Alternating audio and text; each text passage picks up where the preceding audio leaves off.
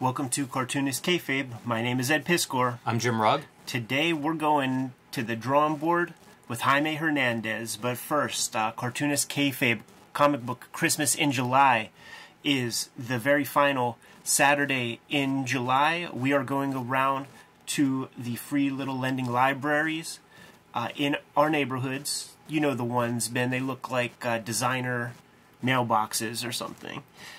Full of books. We are going to be putting in our comp copies of books that we've created ourselves, minus Red Room, of course.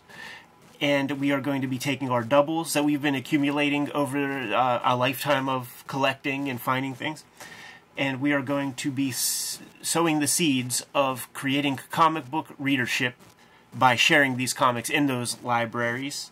Imagining that people are going to see some comics, pull them off, when appropriate, give them to their kids, read them themselves, get reacquainted with comics if they're not acquainted already.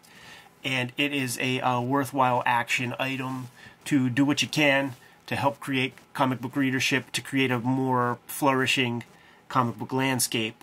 If you like, follow, and subscribe to these YouTube videos, you help mitigate the kayfabe effect, which is what happens whenever we put a video out early. The people who see the videos first get first dibs on the stuff we're talking about. This very well can apply in today's episode with this 10 Years of Love and Rockets comic that came out in 1992. By early afternoon, midday, the comics we talk about, they become prohibitively expensive if you could even find them online. And if you watch these videos to the end, that boosts our content out to Comic Book Love and YouTube viewers who haven't seen our work yet, who haven't subscribed yet, and we are just 1 percentage point on the way to the subscriber base that we were hoping to get when we first started the channel. Jimmy, I think the way to sell it is that this is a very familiar cover, because very often, like, you don't know what you don't know, right? And little did you know, some of you out there, that when you're digging around in those dollar bins or whatever, you are passing by some holy scripture, some sacred tablets on how to make comics the fucking Love and Rockets way. Because in this 10 Years of Love and Rockets comic book size comic, we get 2 features, one with Jaime, one with Gilbert. We're going to be doing the Jaime one today, where they are laying out their process for how they think about and construct their comics. It is how to draw comics the Love and Rockets way. You've seen this comic a million times, and you might have even thought, hey, I have every issue of Love and Rockets. I know what this is. They're just trying to reintroduce this to another generation of readers. Like, they do that often. They try to create some, like, little freebie or something to just get people introduced to the character. It feels overwhelming when you see 10 volumes of Love and Rockets. Let's get you hip. But this has a feature that should be in every maker's you know, how to make comics bibliography. This is way up there. Yeah, it's very, very detailed, very generous of the Hernandez brothers to go into this much detail, talking shop and showing examples in progress to illustrate what they're describing. So, yeah, I'm excited. I was excited whenever I found this. Yes. It was kind of a random discovery, and thrilled to go through it and now, you know, discuss it with you. The confidence that these guys speak in, the dogmatism, is a dogmatism that I associate with that first-gen Fantagraphics, Klaus, Pete Bag, the bros, where they'll just say, like, and as a kid growing up, when you would get a chance to finally read an interview with this cartoonist you dig or that cartoonist, and this goes all the way up to Gary Groth and Kim Thompson, this dogmatism and this confidence and this, like, my way or the highway kind of rhetoric, vernacular, whatever you want to call it. I took their shit for gospel. Like, it is the way to do it. But as you grow older, you realize it's Jaime's way to do it. And there would be these punk rock, like, I always thought it was chicken shit to draw in blue pencil. Like, that makes you never want to draw in blue pencil, because if Jaime doesn't do it... Did you highlight this for today's episode? Or I is did. This something from... Okay, I thought it might have been like whenever you were a kid and read this or something. Nah, the blue highlighter is just some funny stuff that popped up while rereading it this time, man. Yeah, it's really great. You know, you start with your materials, and we actually pulled out the Todd Hignite Art of Jaime Hernandez book because there's a shot of his tools. And the big one that he highlights in here for me is the pen nibs, the Hunt Extra Fine 22. That is all I heard about were Hunt 102s. Yeah. So to see him pull out a different 22, that's new to me. I don't know how many cartoonists use that pen nib, and I looked them up online, so that's about right. You know, that's about what they look like. I think Gillette might make them now instead of the Hunts, but that's what they look like. So those nibs are still around and out there, and apparently still in use. You know, it's interesting to think that this is 10 years into Love and Rocket. That's 30 years ago that this comic book was published. So. Yeah. Kind of wild. Interesting with the materials, you see these rapidographs, and he talks about like the further off in the distance an object is in the panel, he'll use a thinner and thinner line with the rapidographs to create that kind of atmospheric perspective. Says some things in there like, you are responsible for what the reader sees and how they see it. So it's up to you to like call attention to certain things. You got to push things into the background. You got to bring things up into the foreground.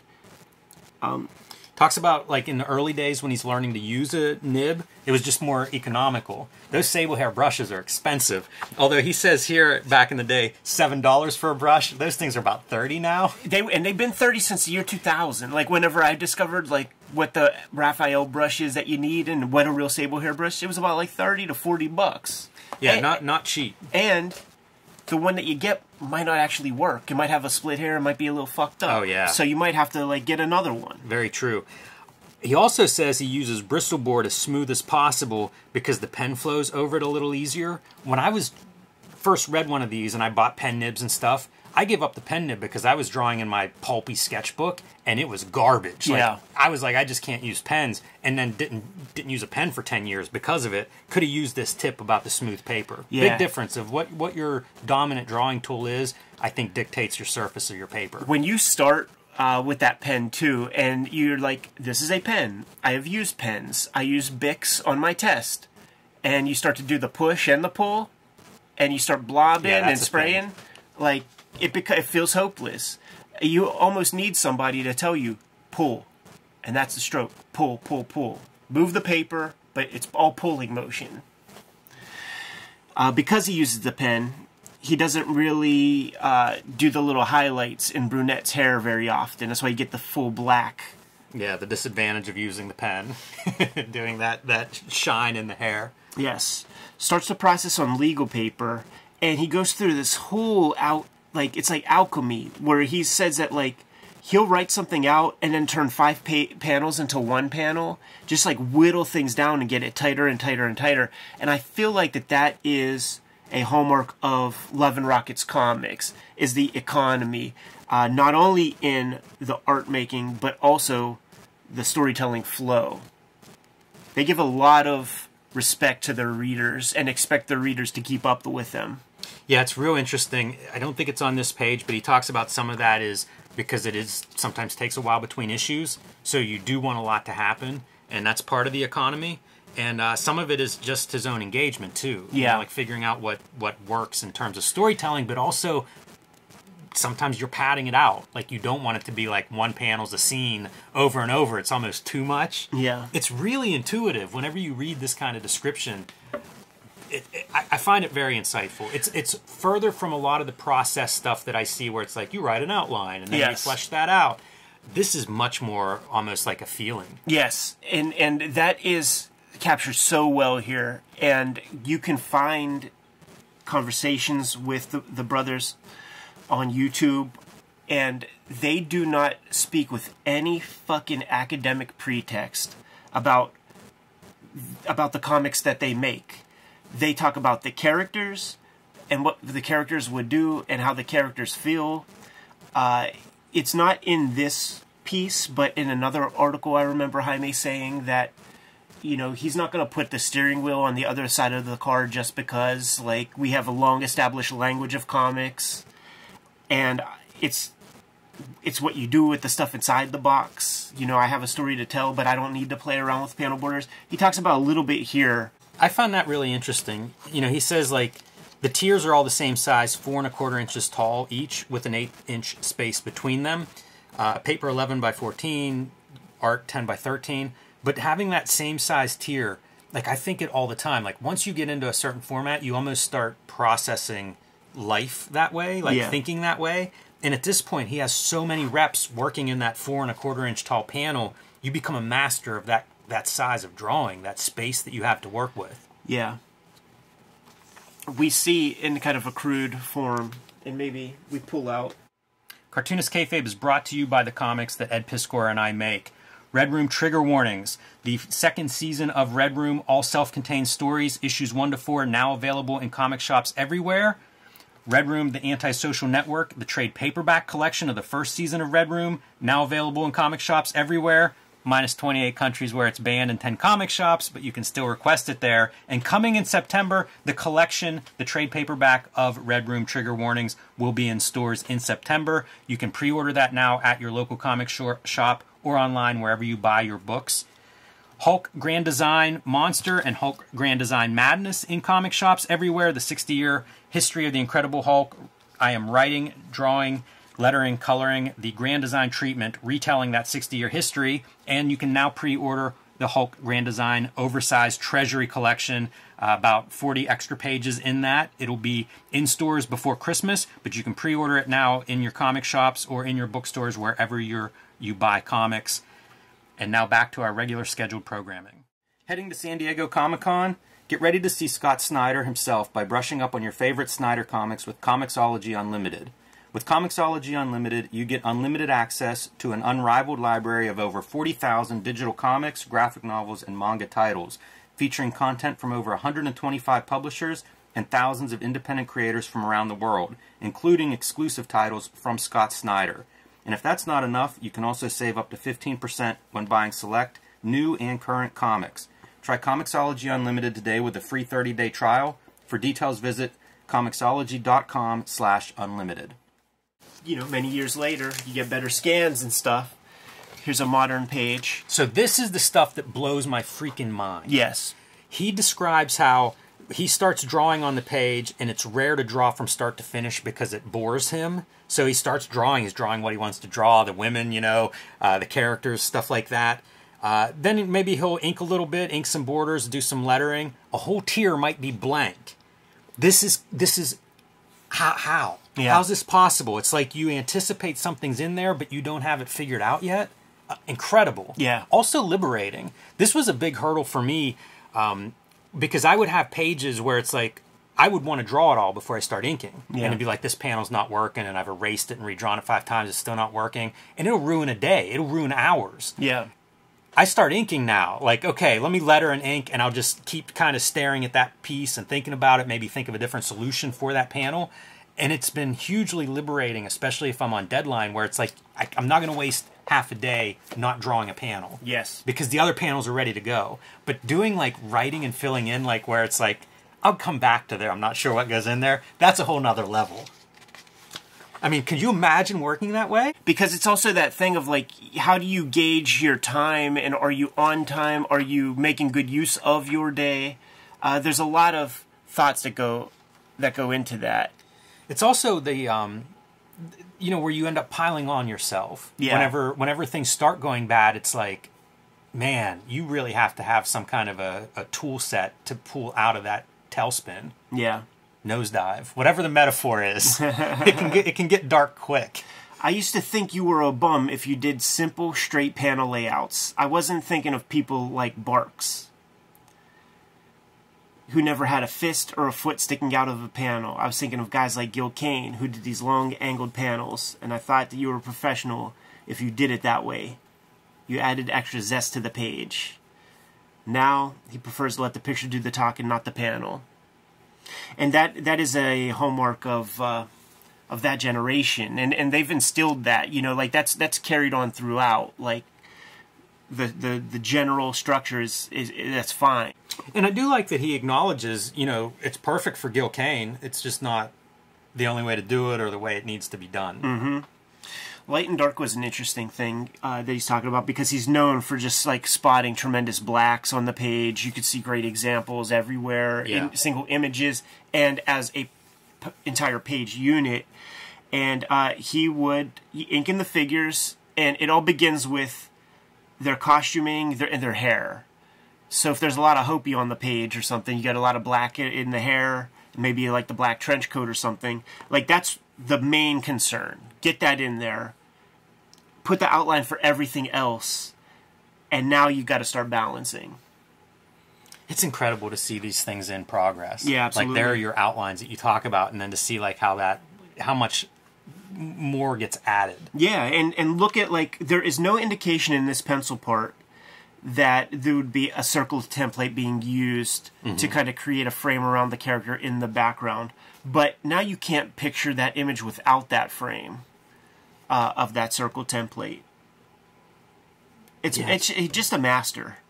Really is. And it doesn't feel like this is your standard way of making comics either. No. The fact that this has been around since 1992 feels like, why isn't this a more common way to make comics? Like, it's Jaime telling us how to make comics. Why aren't we all making comics like this? One of the early name drops of Jesse Marsh in this bitch, man. Yes. How about that?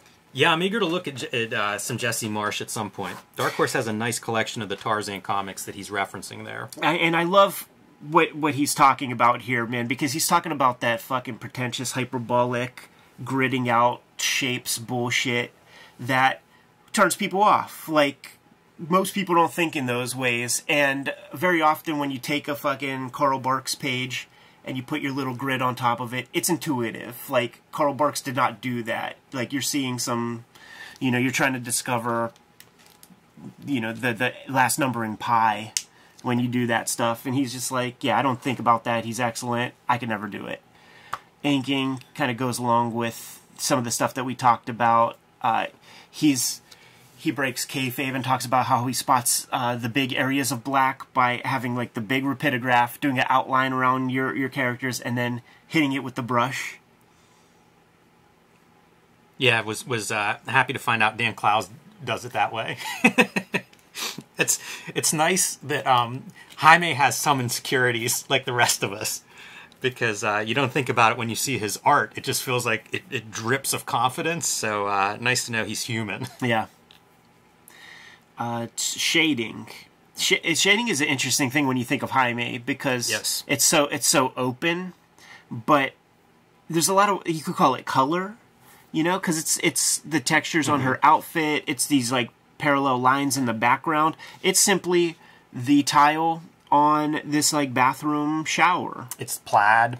Yeah, he has a collection of this stuff, and it's not traditional shading, but it does add grays and sort of another value on the page.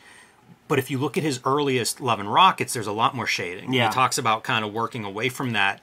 He's so good from the beginning that, you know, like, it's easy to miss the evolution. Yeah. But it is there, and it's kind of cool. I mean, at this point in 92, like, he's mature. Like, this is, you know, I mean, he may be a better draftsman now than he was then, but in terms of mature style, he's got it all worked out at this point. Yes. But you can see that evolution in the very earliest issues. Yes, and he continues to evolve, and he even describes it in this piece, that the evolution could be completely invisible to everybody else, but he'll look back at stuff and wonder why he drew such bulbous heads or big cheeks. Right. And he doesn't believe that he's working in the style that he thinks he'll arrive at for like the next 50 years, thinking in Dan DeCarlo terms or whatever. And he does continue to evolve. When you grab these like latest Love and Rockets, it is different than this. Line, this is that argument against rapidographs, basically, for your inking. Like, you need some thick and thins. Yeah, although he does mention again that he doesn't do the heaviest weight on the bottom. Right. Which is you can see it in How to Draw Comics the Marvel way. Like, I feel like that's one of those old time, this is an inking, I don't know, way to be consistent in your inking, and it's not something he does, but something that was common at the time. Drawing freehand, I was like, what does that mean? Like, of course they draw freehand, but he's talking about, like, fuck the ruler. Like, rule it out whenever you're penciling it, but you got to ink that stuff organically, and that goes also with the textures. Sure, you could put a zipatone in there, but you couldn't even imagine Jaime using zips on his characters. You wouldn't want that. figures and faces. This is one of those academic parts that is beyond intuition. He talks about, like, he grids everything out. The character proportions in space are all accurate. He has sizes in mind for his characters. He's got body types in mind for his dudes. He ran into trouble of, like, having 3 guys with the same body type, and then he started to establish them further after he sort of, like, realized that, made a dude a little chunkier, a little bit more dad bod, a little skinny guy, and then you have your Joe Average. Talks about the different noses and eyebrows that different characters have. Says that the perspectives are all right and that it's a real bitch to do. But even if you don't see perspective in there, he rarely cheats at it. And you feel that. Yeah, absolutely. Also talks about natural balance pose is very important.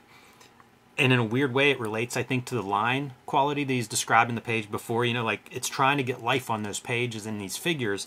And it seems like that kind of balance, pose, weight is a big piece of the life that he brings to these characters. Yeah, another part of balancing the page is drawing characters in the various panels, all different shapes and sizes, with the exception of these moments like this that take place seconds after one another. Then he'll do these beats and it makes perfect sense.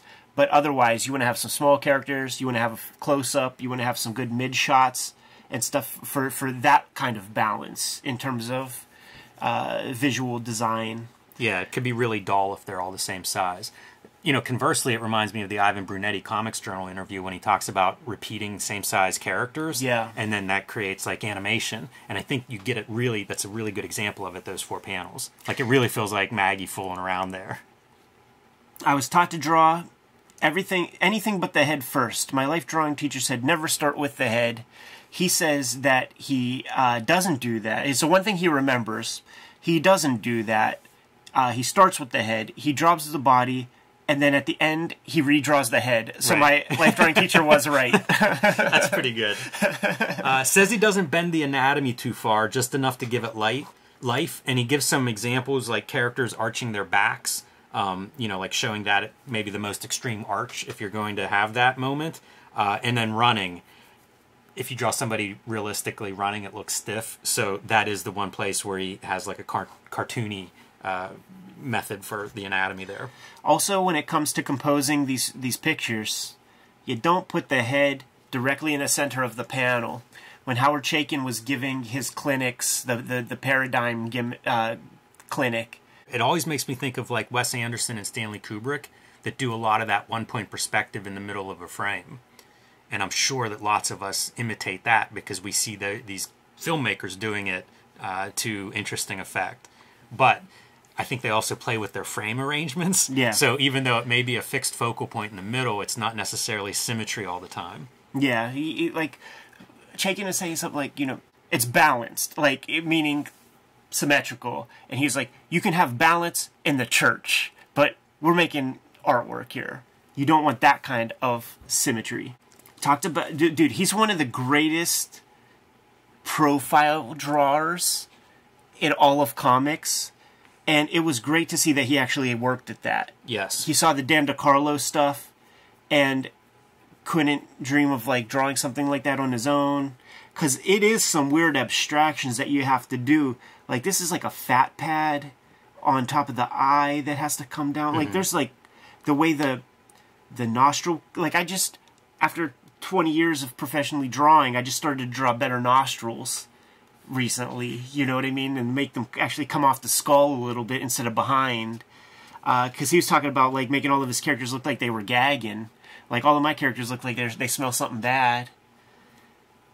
So it's great to see that that's something that he worked on and became, you know, one of the greatest profile drawers in comic history. He's phenomenal with faces, and I think a lot of it's eyebrows, and I think you can see it in like, that's a pretty good eyebrow, but if you look at Maggie's eyebrows, they're completely different in all 4 of those panels. Like everything is. Like the eyes are all different, the mouths.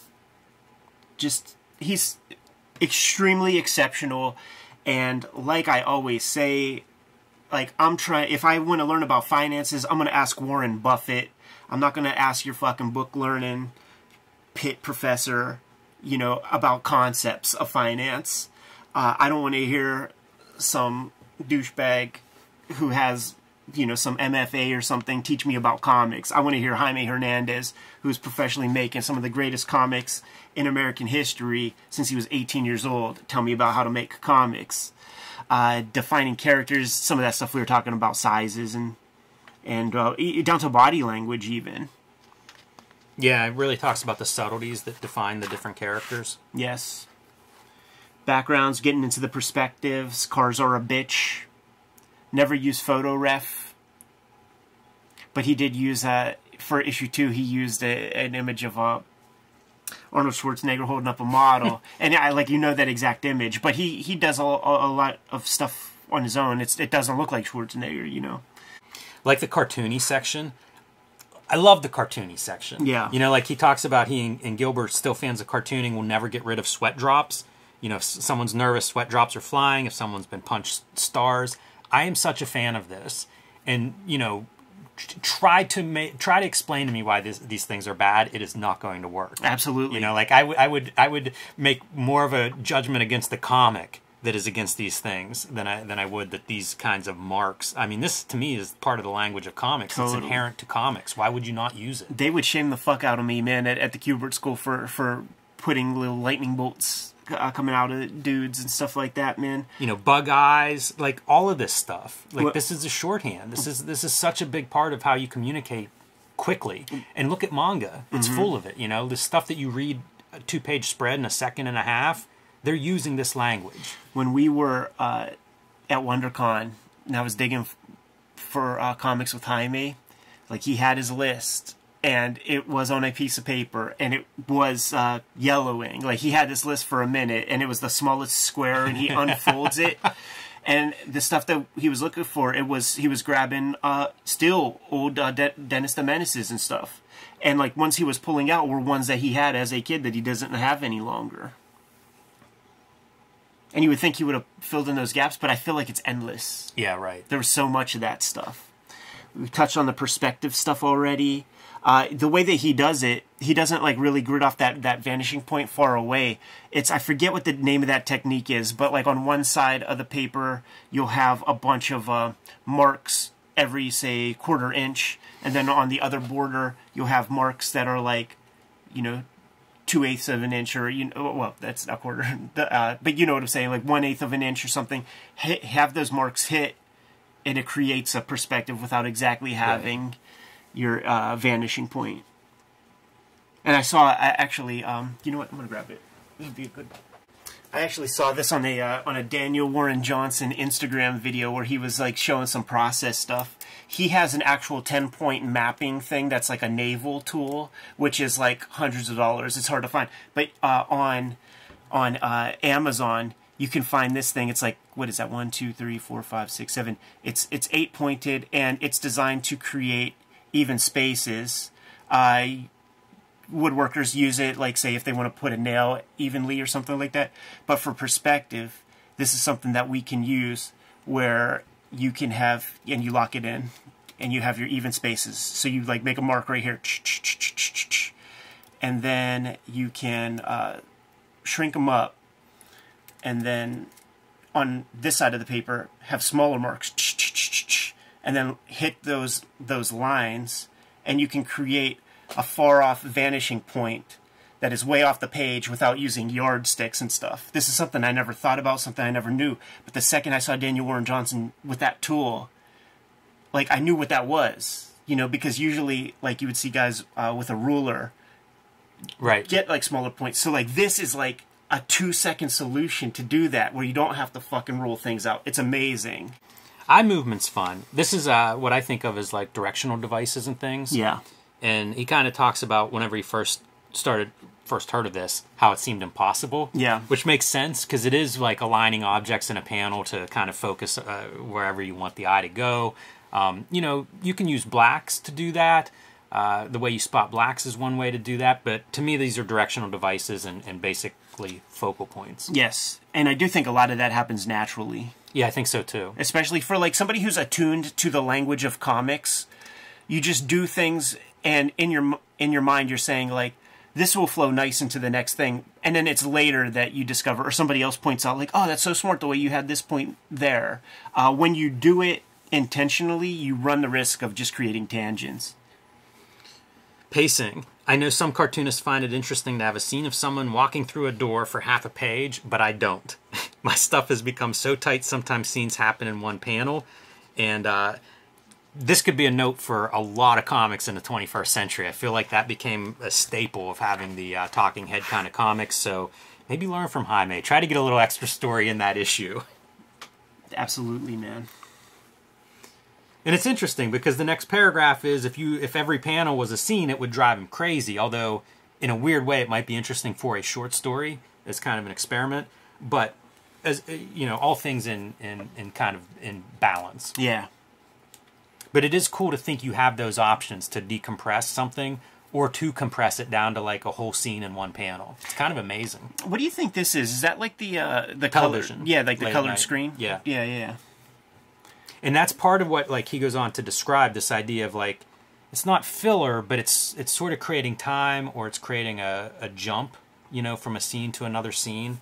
And what do you fill that with? And in that case, it's just an interesting visual, you know, describing a late at night kind of moment. This just changes in pages. Yes.